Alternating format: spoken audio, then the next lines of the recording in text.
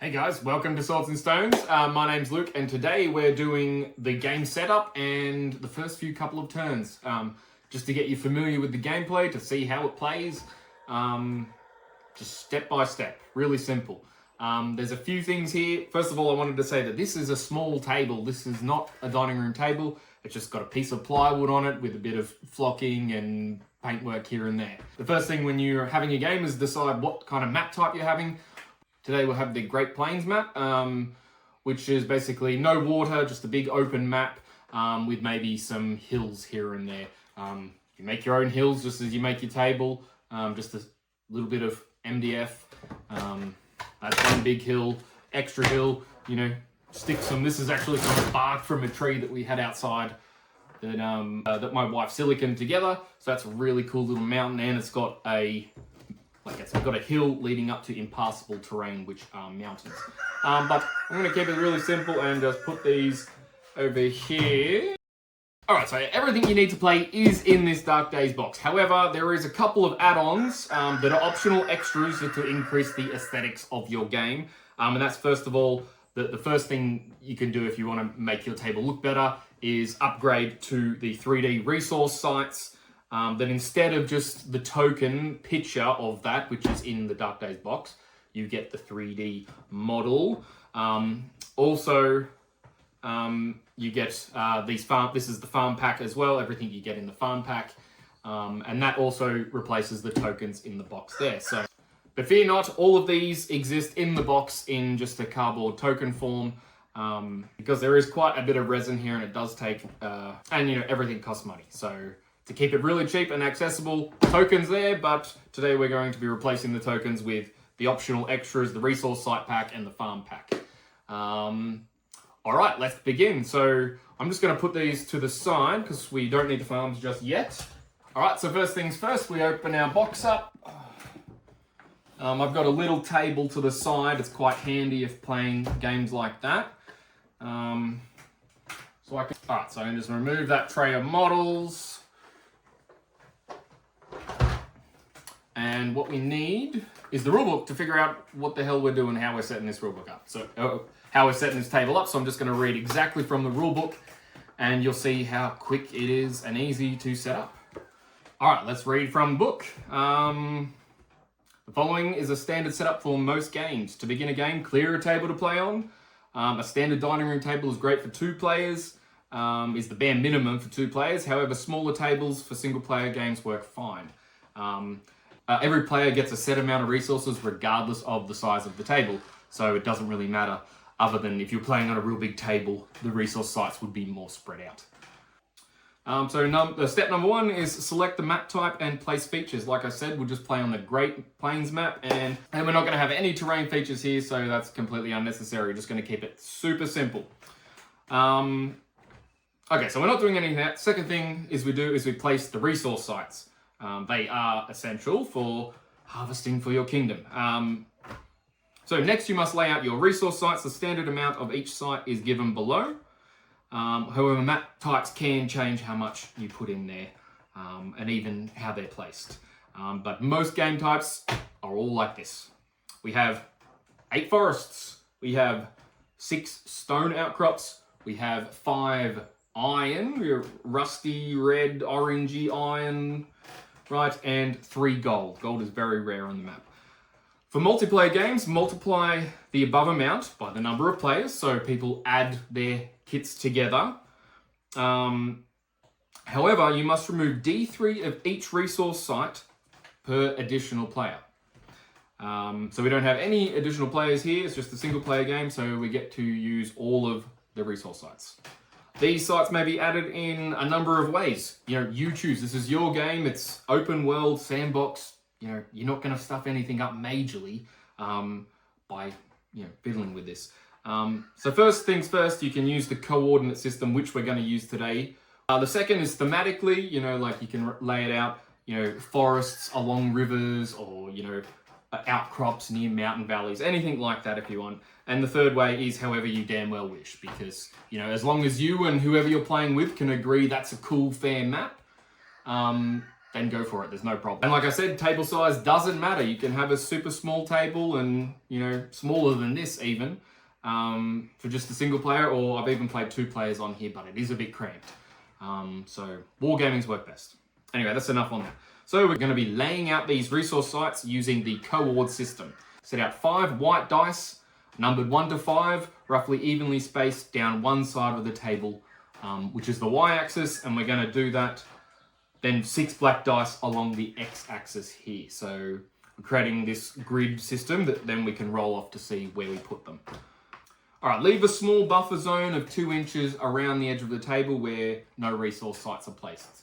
So, boom, got our dice out here. We only need the black and white dice.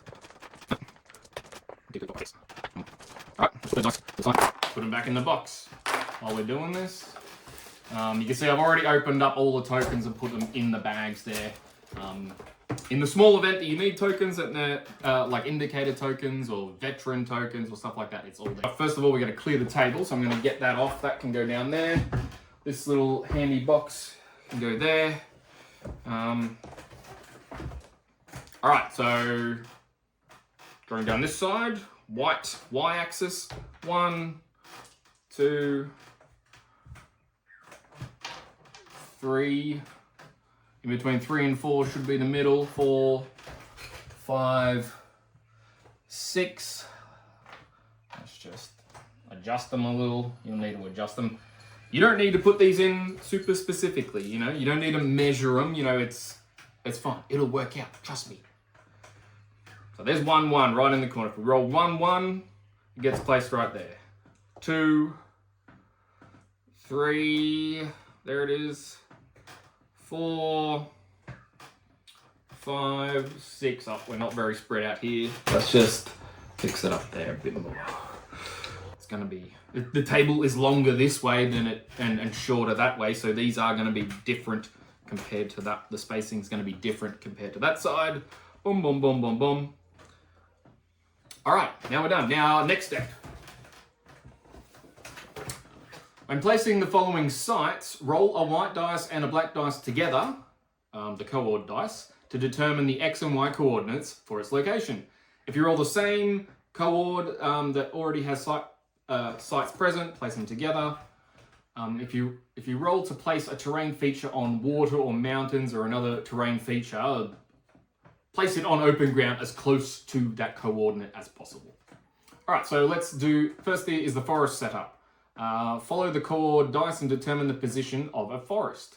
Once the location is determined, roll D3 and determine how many forest sites are to be placed there. And just keep doing that until there's no more forest sites left. So, need some more dice. So, this is for the first site. We're at 1 on the black, 3 on the white dice. And that should be 3 there. 1, 3, we've placed, okay, so I placed 1 there, and actually, let's see how many we placed there. D3. This isn't a D3, but 6 on a D6 is actually 3, so I'm going to put 3 sites there, which is great for this example. I hope you can see this. Maybe you're going to stop looking at me now, and we'll just look at the table, because that's a whole lot more educational for you. So there you can see that there's a number of ways you can set up multiple sites like that. However, you always want to keep them overlapping 1 inch or more than 1 inch. So, for example, that's fine. You know, you can do them in a straight line. Either way like that, but you don't want to do something like that because that can cause some awkwardness if you ever need a fight in this forest.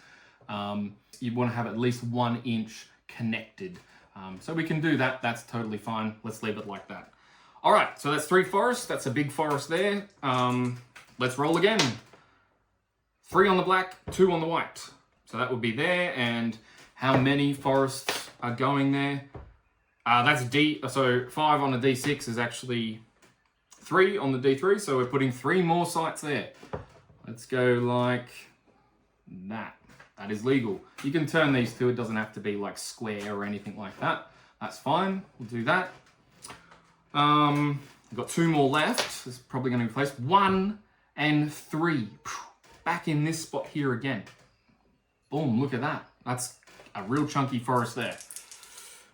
And our last one, 6 and 2. Okay. 6 and 2 there. Rightio. Obviously, if there was another player here, there'd be a lot more forest and you'd get a lot more spread around here. This is how we're playing it. I can't see any problem. There's no problem with this. It'll all work out, especially because I'm only playing single player games. Okay, up next is our stone outcrops. Let's read that. So basically, it's exactly the same as a forest setup. All right, determine the location, then add D3 of sites there. 3 on the white, 4 on the black. And how many is going there? 3 on a D6 is 2 on a D3. Okay, let's put 2 there. There we go, I've got that inch overlap there, that's great. It's not split like that or anything like that. That's good there. All right, more. 5 and 6. 6, that's way over there. How many are you putting way over there? We're putting 5 on a D6 is 3 on a D3. Putting 3 over there. 5 and 6.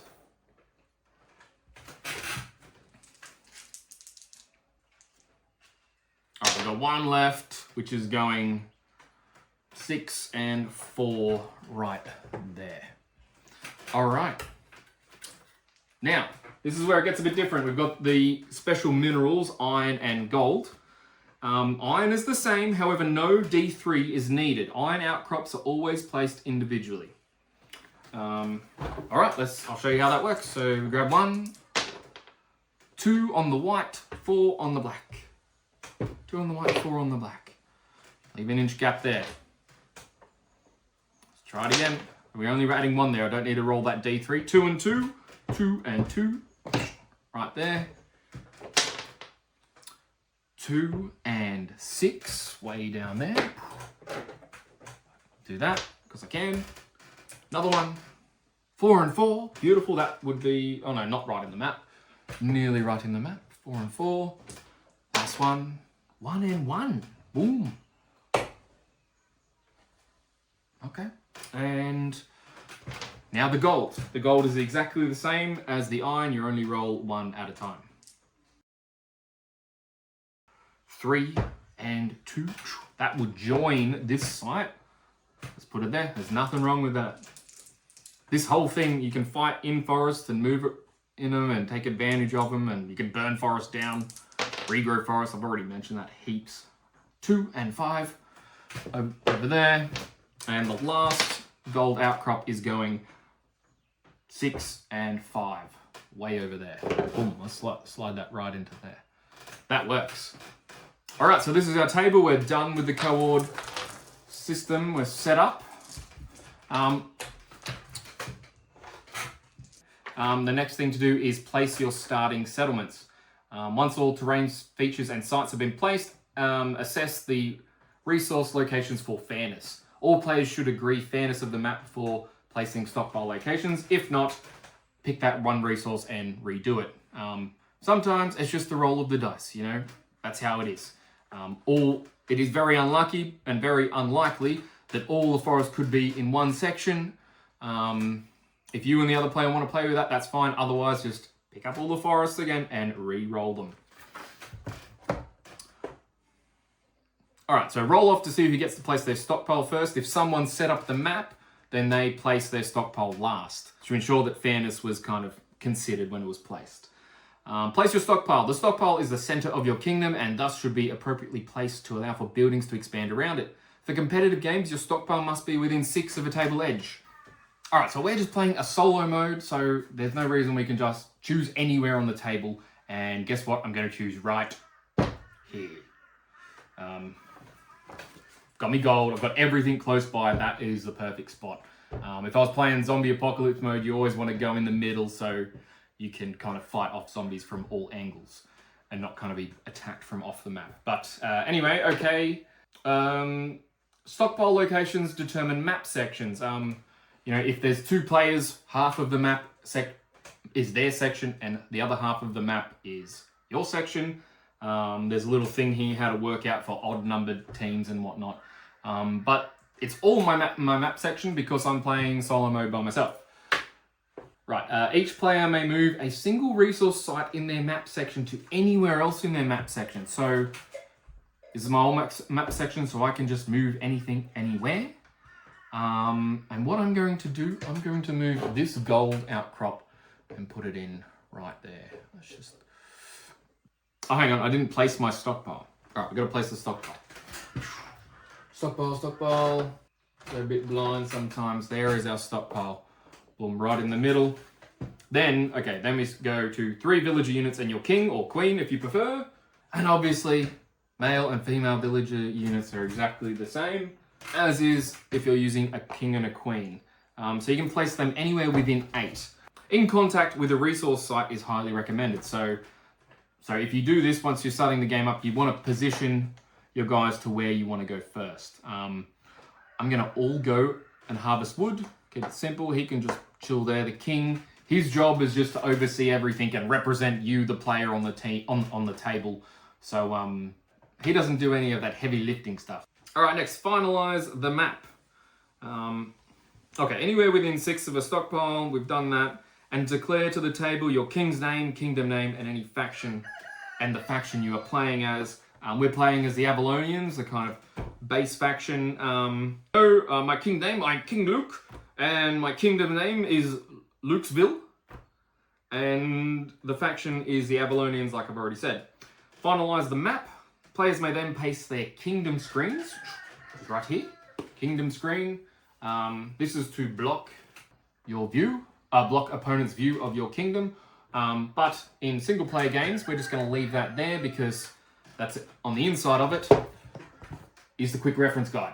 Once you've learned the game, you barely need to look at the rulebook. You can just work everything out from here. All the most important information is there, except for the building costs and whatnot, which is on the back. So between that and that, everything is really easily flown and you can look at how to do stuff. I'm rambling. Okay, now make sure you have enough room to feel comfortable, but still enough to obscure your kingdom from any other players, so don't worry about that. Single player game. Finally, place the stockpile counter. Play a dice and a ruler with inches. There will be a little stick ruler in there for convenience and in case you don't have one, but for war games, I much prefer a retractable one, so I'm not, knocking units over with a huge thing. But each of their own, so that's mine. Dice, which I have there. We'll add a few colourful ones there for other things that we need. Dice, ruler, and the stockpile counter. So that is this bad boy here. So normally in a normal game, you'd start all resources at 10, except for favor. You don't get any favor at the start of the game. That's a very powerful resource, favor. But you get to start with 10, and that means that you can do a lot of stuff on your first turn, spending those to kind of start to move your strategy in a specific direction. But for sake of learning the game, I'm not gonna bombard you with 10 wood and what to do with 10 wood. We're just gonna start with nothing, okay? And that's actually the hardcore mode. If you want to play on hardcore mode, you do start with nothing, no resources. Also at the start of the game, there's a thing called events, and for the first 5 turns, all events are basically idle villages, so events aren't too bad. But from turn 5 onward, events, you have to roll for events, and then that really brings in some of the PvE experience with the game. All right, so we're done, finalize the map. Add a deck of mystery crate cards and your upgrade cards. You are now ready to begin turn 1. So these are the mystery crate cards. Really beautiful things. Arcane objects are really powerful. Put them over there so you can see them on the table. And here's all the upgrade cards. In the pack, you get the upgrade cards for every building, so you don't need to worry about getting the upgrades when you get a building. But so at the start of it, you'll only use probably like half the deck because you're only playing with the Dark Days buildings. I'll just leave them there. So they're kind of just to track whatever upgrades and technologies you have already purchased and to quickly remind you. All right, 0, 0, 0, and the turn is set to 1. All right, we're ready to play. You're going to come here and look down at the table so you can see what I'm doing with my hands and whatnot. All right, so here we are. Turn one. First thing we do is the harvest. Phase one is harvest. Firstly, harvest wood or food from forests. You can hunt in forest, but I highly don't recommend it. We're going to get all 3 guys here to try and harvest wood. So each guy has 1 harvest command each, so they get to roll 1 dice each. On a 1, it is an event. On a 2+, you get 1 of the resource, so 1 wood. So all of them are a 2+. So we take our counter and we turn that to 3 wood now. All right. That's all we can do on the harvest phase. Next is the advanced phase. Firstly, you must rotate any die timers, none of that.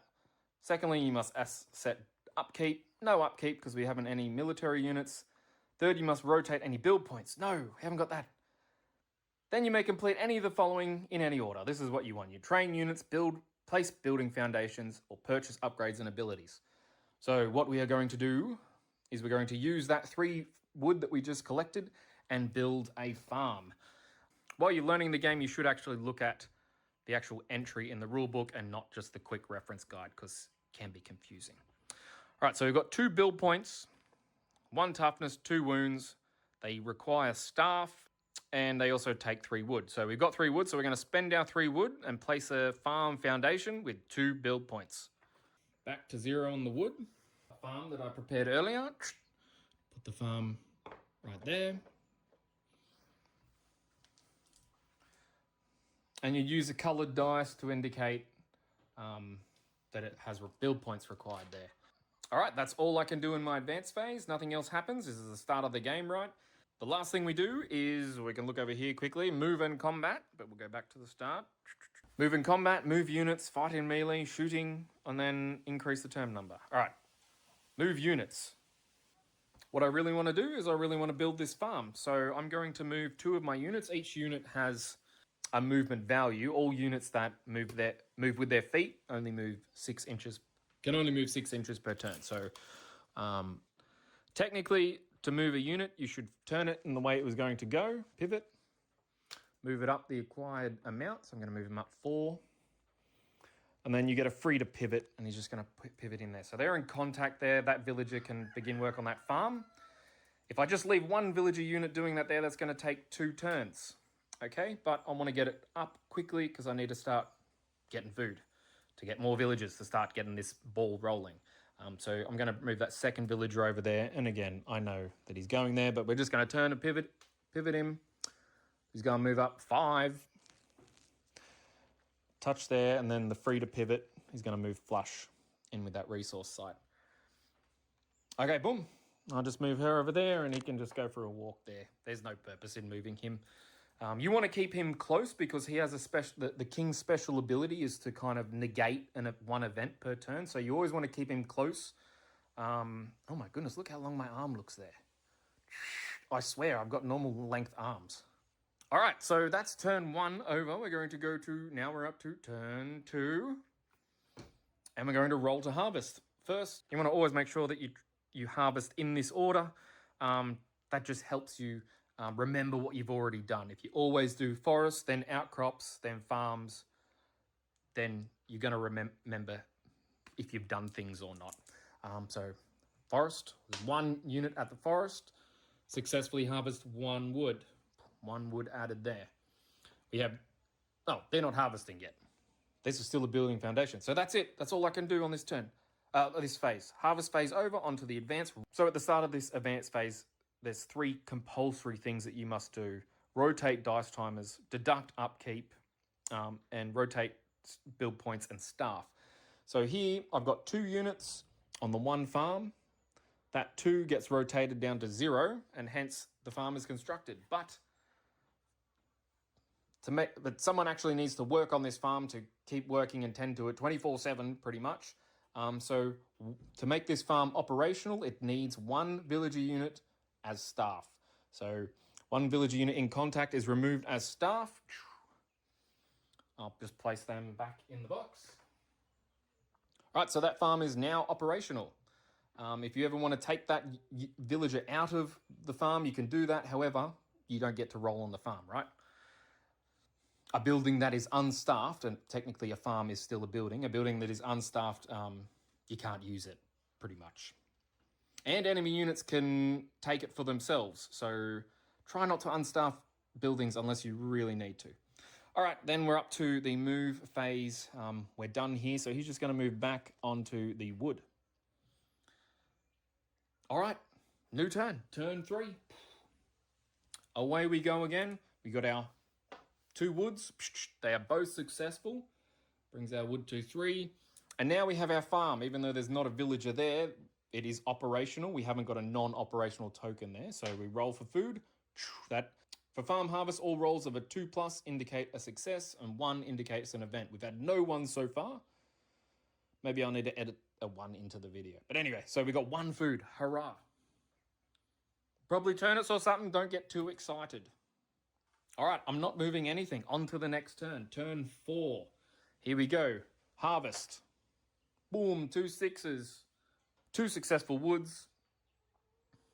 Added there. All right, so we're over our 2 wood, and now we're rolling for our farm. 6 again, my goodness. All right, I'm really feeling it today. These dice are doing well. If you've ever played with dice before, you know that they do strange things. And they do very strange things in here and tell awesome stories. All right, we've done our farms for our 1 food.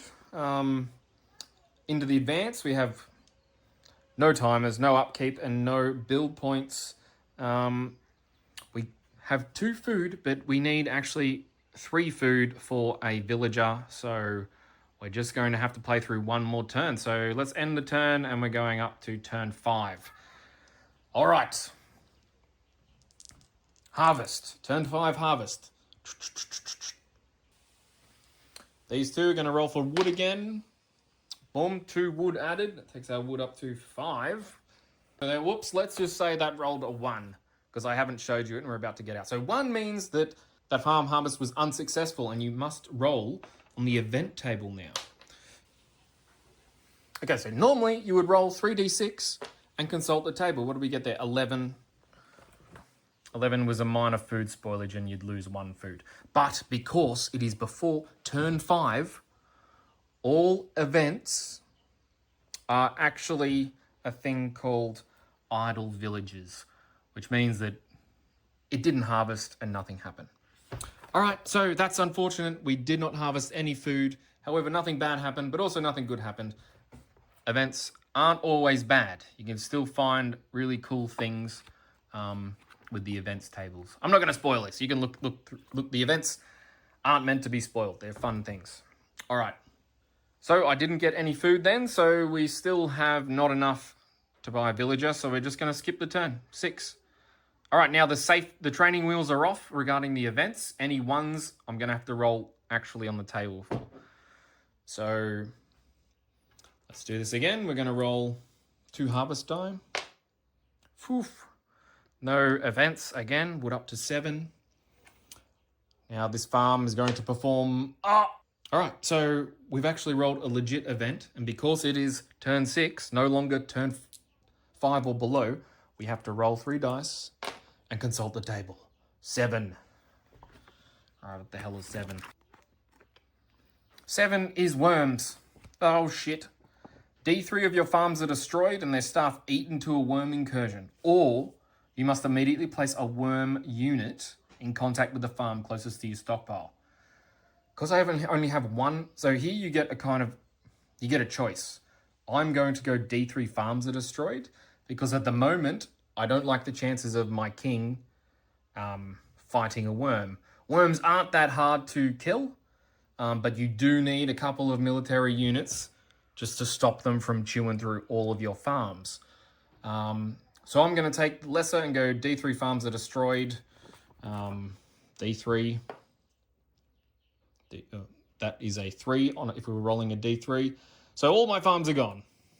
Great. Okay. What to say about their staff? There was a villager in it, and their staff eaten. Great. Okay.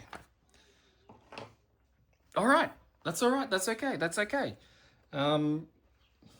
It's not okay. It's pretty shit. But okay, let's go. All right, so we rolled that worm event, but now there's one thing you have to remember, and I nearly forgot to do it. Your king, right? His most important rule is this Commander-in-Chief special rule that lets him re-roll one failed harvest dice. So we failed that harvest die, and so what he's going to do is he's going to re-roll it. Get back to work. Shit. Let's just edit that out. He really got a 5. All right, so we got that one food added to... Boom, now we got 3 food there. Okay, that's all we can do. I'm not moving anything. Oh, we got our 3 food. 3 food, which means that now when we go into the advanced phase, we can actually do something pretty cool. First of all, okay, so I look in the book. The stockpile is the only building we have, so logically, and the buildings are all displayed in building groups. The stockpile's economic building group. You can see here that villages cost 3 food. So we have our 3 food. We're going to deduct, then place. We're going to place. When training units, they either have to be trained at the building that they're trained at, in this case the stockpile, or anywhere in your kingdom zone. So here, your kingdom zone is basically a 8-inch radius around your stockpile. Right, so you can place any of these units within 8 inches. So he's just going to be placed there. Doesn't have to be. I can be placing him up there. Let's just do that for argument's sake. Cool. Another farm going in here. All right, 2 build points. I've deducted the wood required. That's that. Now the move turn. Oh, you can't see where I put that villager. There he is. Now the move turn. The villager's he's still got his movement. 6 inches. That is definitely less than 6 inches. He's in there building that farm. All right, now everything else is pretty the same. If I wanted to move him to there, he could start collecting gold on a 2+. Or if he moved to that iron outcrop up there, he could start gathering iron on a 2+ in the harvest phase. So here is where I'm going to leave you guys. Like, I don't want to go into what you do next. Maybe a little bit in what you can do next. So obviously, you can only build the buildings that are part of the Dark Days. And aside from just more farms, more villages to increase your eco, players normally go in 2 choices. If they're going for an early rush strategy, they would build a barracks next. Or if they were going for a bit of or if they're going eco and wanted to get some trading opportunities happening, you would build a tavern. I personally would always build that barracks there and then just get a couple of warrior units out, because if you do get an event that triggers a monster, you need that guard in your town. Otherwise, you will get rolled. But that's part of the fun, isn't it? So you can see what happens here, and some people ask, well, how do these sites deplete? Well, one of the most common types of events besides Isle Villages is the depletion event. And if you look up the depletion event in the rulebook, it says, after all harvests, then you remove this site. So that's how these sites kind of disappear, and it forces players to move out and expand and makes room, right? So yeah, that's really cool. I'm not going to go over combat because I've already gone over that in other videos. And I don't want to overload you with stuff, but this is the basic gameplay. For here, like, the world is your oyster. Choose what you want to do.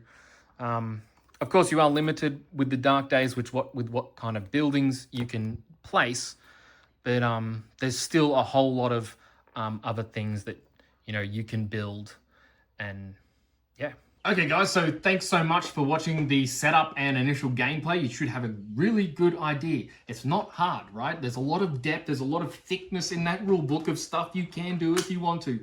If you get the resources on the map, of course. Don't forget about that Commander-in-Chief special rule. That's very important to keeping the number of events down. So that's all I've got to say about that. We are live on Gamefound right now to pre-purchase. If you want to be the first ever people to adopt this game, the first ever Swords and Stones community, then please get onto the Gamefound and buy a copy. You can buy a copy with the models, or you can buy the copy without the models and just get all of the extras in the box without that top tray of models. But if you do that, you will need to print your own. So that option is for people with resin printers. All these models are free right now. Even these like resource sites, you can go print them right now. If you think it's too expensive, you really want them and it's too expensive as an adult, I get it. There is a lot of resin here and it does take a lot of time to print these. But if you really like these and to keep costs down, then print them yourself so we don't have to. But of course, I get people not wanting to print, and resin printing can be a bit messy and complicated. So if you'd like to, we can definitely supply it for you as well. Thanks for playing Swords and Stones with me, guys, and I hope you can get so much enjoyment like I still do. After all the play testing and rules and headache, I still really love this game, which if you've ever designed a game before, you know, or any kind of product or gone into the business of your passion, you'll know that it can kind of kill that passion. But I really love this game. There's just so much depth. I designed this game as the perfect game that I thought I wanted. I love Age of Empires. I love all those kingdom building games, sandbox games. But I hated it on the PC. You know, it's too much. You can't play competitively unless you're a full-time insane clicker hotkey keyboarder. Like this, it allows for breathing. And I don't know if I mentioned, but it is simultaneous play. So when I'm harvesting, other players, 10, 100, million other players can all be harvesting together. And then once you're all done, boom, onto the next phase. You can keep doing that. We've had games where I've just said to the other player, like, I'm going to meet you at turn 15. And we meet at turn 15. And then often on turn 15, I declare war. And then it's on. But yeah, so you can do that kind of stuff. And also, anyone that buys our first ever campaign is going to get exclusive rulebook, exclusive box cover. You get that awesome Scout Mini, which is only for this first Gamefound campaign. And you also get your name in the rulebook as kind of a badge of honor for being a Swords and Stones pioneer and getting this game up off the ground. Aside from the add-ons, like these extra aesthetic things, we've also got the zombie models. If you want to play zombie apocalypse mode, again, that is optional. You don't need the zombies because all the zombies tokens in the box, and the monster pack. And again, you can get the STLs of that, or we can get you the printed models already. But again, the monsters, they're all in token form in the box. So completely unnecessary if you don't want to spend that much money. If you do want to support us a little bit extra, we have an art sponsor kind of thing, which you can get your likeliness or your mums or your cats or whatever likeliness drawn into the rulebook art. We are replacing all art in the rulebook with real human-made art. If you knew me, you would know I'm a massive Luddite. So there's no way I want to support anything like that. Nothing else in this game has been made by AI and has nothing to do with it. So if you want to support the game even more and help get the rulebook art to an epic kind of rulebook state, then please get that art sponsor button and we'll be in contact after the campaign ends to see what you want to put in there, which I'm really looking forward to, having a whole spread of everyone's cats in armor. All right, that's way too much I've spoken about. Thanks for watching. Get on that Gamefound now if you're interested in this and check out what's available. Happy gaming, guys.